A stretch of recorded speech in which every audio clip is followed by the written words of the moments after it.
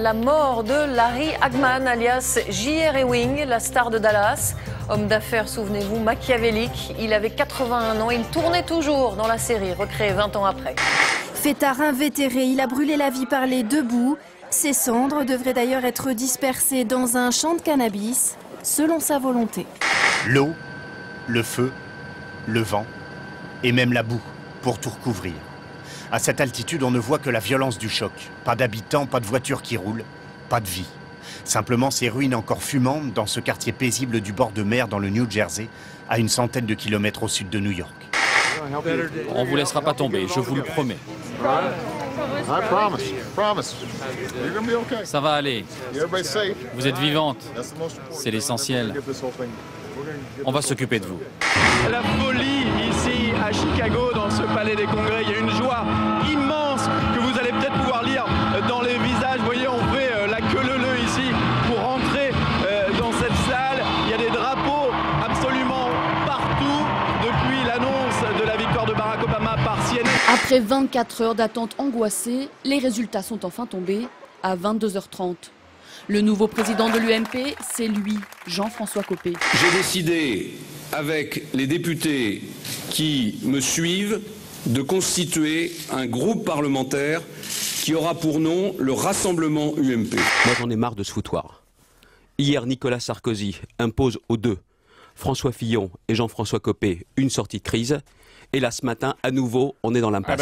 C'est un geste qui a fait beaucoup parler aujourd'hui. Le bras d'honneur de Gérard Longuet, invité sur le plateau de la chaîne Public Sénat. L'ancien ministre de la Défense a eu ce geste déplacé en toute fin d'émission.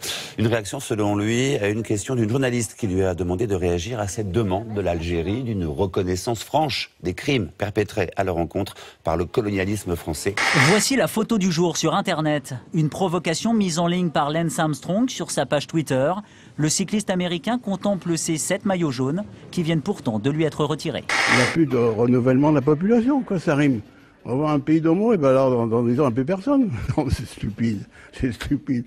Regardez dans l'histoire, la Grèce, ben, c'est une des raisons de sa décadence à l'époque. Décadence totale. C'est un danger énorme pour l'ensemble de la nation.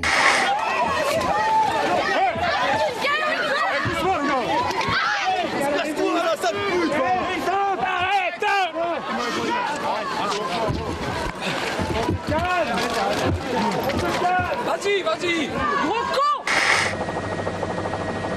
C'est l'une des fusillades les plus meurtrières qu'aient connues les États-Unis. 26 personnes ont été tuées, dont 20 enfants, âgés, pour la plupart de 5 à 10 ans, dans une école primaire de Newton, dans le Connecticut. Parmi les victimes, la mère du tueur présumé qui enseignait dans cet établissement. À toutes les unités, la personne que j'ai eue au téléphone continue d'entendre ce qu'il croit être des coups de feu.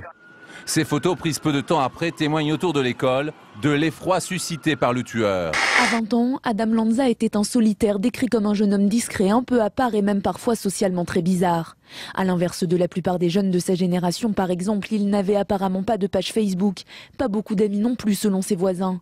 Depardieu rend son passeport. Dans une lettre ouverte au Premier ministre, l'acteur pousse un coup de gueule. Il tire sa révérence. Qui êtes-vous pour me juger ainsi, demande-t-il à Jean-Marc Ayrault, qui avait parlé de son départ en Belgique comme d'une décision assez minable. C'est assez minable, si vous voulez. C'est une grande star. Tout le monde l'aime comme artiste. Mais se mettre juste de l'autre côté de la frontière, il y a quelque chose de, je dirais, presque assez minable, quoi. Hein, et tout ça pour ne pas payer d'impôts. Je vous rends mon passeport et ma sécurité sociale dont je ne me suis jamais servi. Nous n'avons plus la même patrie. Je suis un vrai Européen, un citoyen du monde.